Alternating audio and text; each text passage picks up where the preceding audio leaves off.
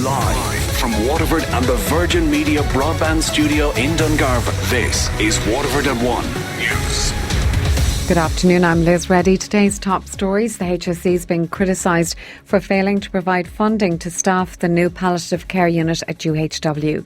Boris Johnson is facing calls to resign after the UK's highest court found his decision to suspend Parliament was unlawful.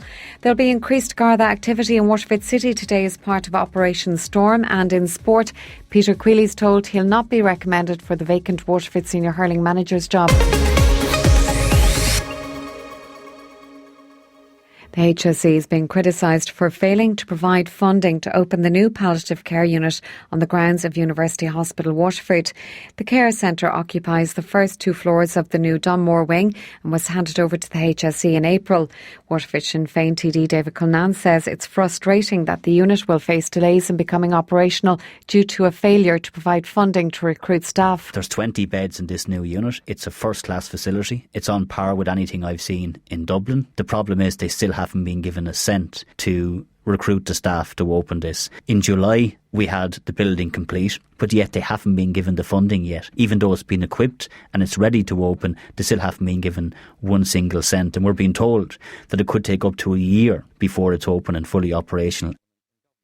Says this is gross incompetence and the HSE needs to be held to account. Had a situation with the palliative care service where they don't have any staff funding. They have to go and recruit people when they get the funding. And when you visit a state-of-the-art centre, that's absolutely fantastic. That would be a huge benefit to cancer patients and their families. And, you know, what that would do in terms of the care that those people would get. And yet they haven't got the staff funding to do it. It is criminal that was allowed to happen, and we need to get that money as quickly as possible. University Hospital Waterford is one of the worst hit hospitals in the country today for patients on trolleys. The Irish Nurses and Midwives Organisation say 598 admitted patients are waiting for beds. University Hospital Limerick has 80, followed by Cork University Hospital with 63, and UHW is the third worst hit with 42 patients waiting for a bed. Boris Johnson's facing calls to resign after the UK's highest court found his decision to suspend Parliament was unlawful. In a unanimous verdict, the Supreme Court has ruled there was no justification for the 5-week shutdown.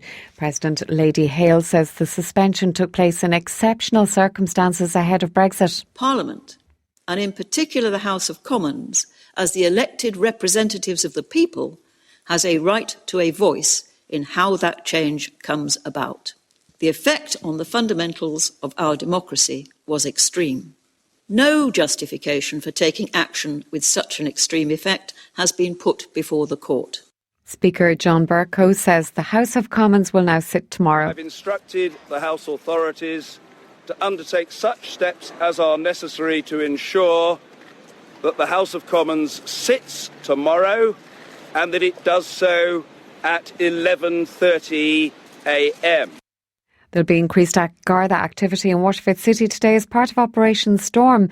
Sergeant Brendan Roach says a number of outstanding warrants will be dealt with. We have additional road policing patrols, crime patrols, sectoral policing patrols in around the estates, interacting with residents' associations and residents in the various areas of the city. We also have groups out basically mopping up on outstanding warrants, outstanding investigations. So we will probably see over the course of the day an increase in policing activity right over the city in general. He says there probably will be arrests during the day. Obviously the outstanding warrants will generate some arrests and they will appear before the courts, but the arrests as part of the investigations will depend on how those investigations are progressing during the day. Waterford shopkeepers say antisocial behaviour is a major problem in stores across the city.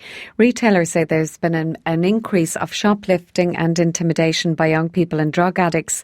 A shopkeeper told Damien Tiernan on Data Today that her store has been targeted by 2 groups of juveniles. Margaret said one of the boys physically assaulted her in June. When I went up, they had stock and they were throwing it around and taking it out of packets, and I tried to take the stock off them, telling them that it was my property. And one particular young boy stood out to me and he assaulted me. He punched me into my face. He punched me into the side of the head. I needed to go and receive medical treatment. So that's what you're dealing with when you're dealing in retail in Waterford. A Waterford Green Party councillor believes that assigning homework to primary school children provides no benefit to the student.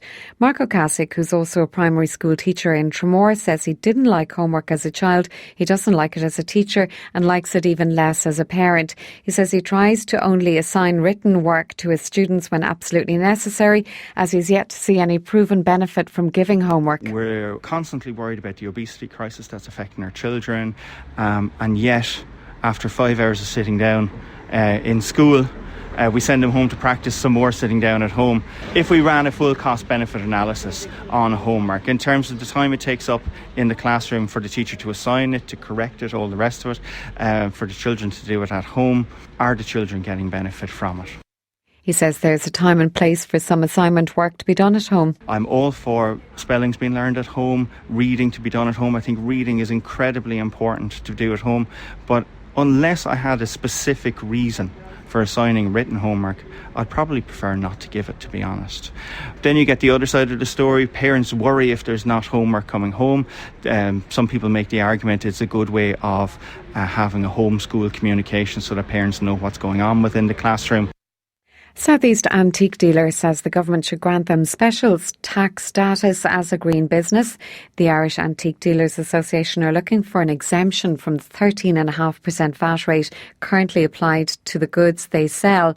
George Fonzie-Mealy, who's based in Castlecomer, says he hopes the Minister will recognise the part they play in restoring and retaining important historical items. We're 23% with what we charge. We do provide a service offering items which have stood the test of time. These are pieces of furniture that are over 300, 400 right through to Edwardian period, and they're quality. And I mean, we're recycling these. There's collectors who have bought them 40, 50 years ago, be it off my grandfather or other auctioneering firms, or from the big houses, and have looked after them, preserved them and maintained them to the quality standard that they are still today. By reoffering them today to retain its posterity for future generations, I think the auctioneer should be, as well as the dealers, acknowledged in that sense that we are green.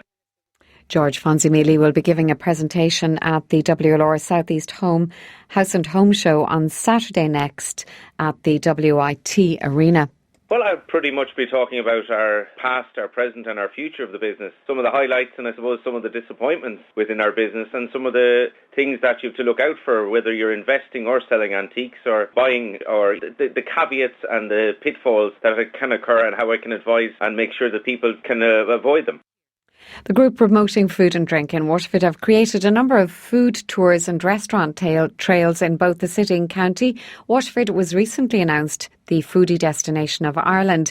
Aveen Crahur is the coordinator of Food the Waterford Way. She says they've created an opportunity for people to meet the makers. On a Wednesday morning, you can hop on a bus outside the Granville, take a trip out to meet 3 producers, have a lovely lunch, get around Waterford and enjoy half a day. So go out and see the blah being made, go up to the Cummer Mountains, go forage for seaweed. You've got a real range of options there. The same from Dungarvan.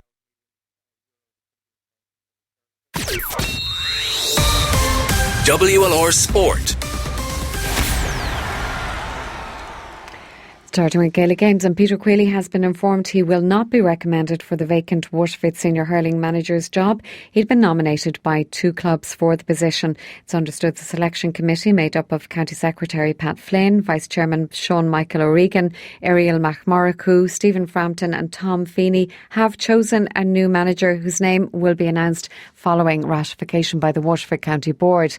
Peter, who was a Waterford selector with Davy Fitzgerald, had assembled a backroom team which included outgoing selector Dan Shanahan, former Cork senior hurling manager and dual star Dennis Walsh and fitness coach Jerry Fitzpatrick.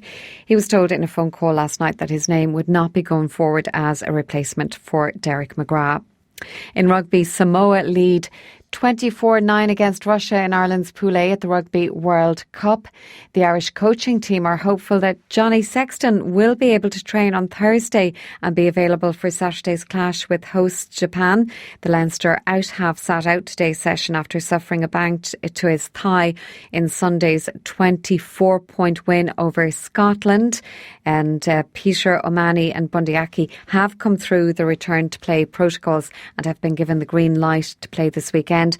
Keith Earls, Rob Carney and Joey Carberry all trained fully, leaving centre Robbie Henshaw as the only player likely to miss the clash with Japan. Munster's Chris Farrell came on in midfield against Scotland. He says he's comfortable playing alongside any of the other centres. Quite a competitive area and we've had a lot of injuries there, whether they be short term or long term, but no matter who's, no matter what combination goes in, we seem to, connect pretty well, and I feel the same with Bundy, or whether that be in training with Robbie and across the board, the other boys are the same. I feel like no matter what combination is used, we all know each other's roles so well that we feed off each other.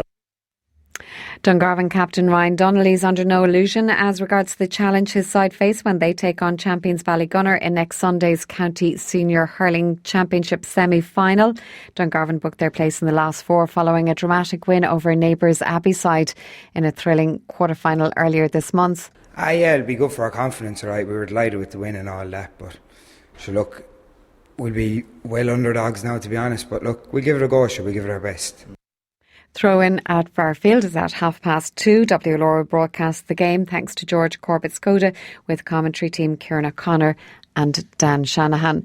Dundalk are celebrating completing the second leg of a potential domestic treble. The Lily Whites retained their Airtricity League Premier Division title last night with a 3-2 victory over Shamrock Rovers at Oriel Park. It adds to their EA Sports Cup success, and they're also in the semi-finals of the FAI Cup. And that's the latest on WLR. Our next bulletin is at 2.